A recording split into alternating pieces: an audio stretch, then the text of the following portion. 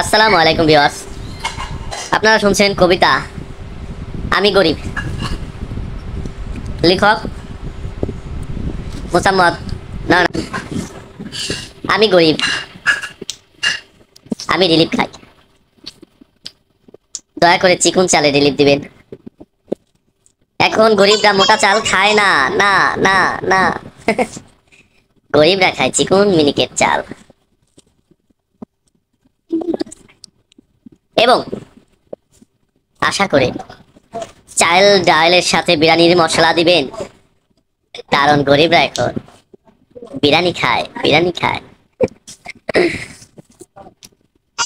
তো ব্রয়লার মুরগি দিয়ে বিরিয়ানি গরিব এখন খায় না, খায় না। কি দিয়ে খায়? গরুর মাংস, খাসির মাংস, উটের মাংস, দুম্বার মাংস। দয়া করে গরিবদেরকে দান করলে হাজারের নিচে করেন না, করেন না, করেন না।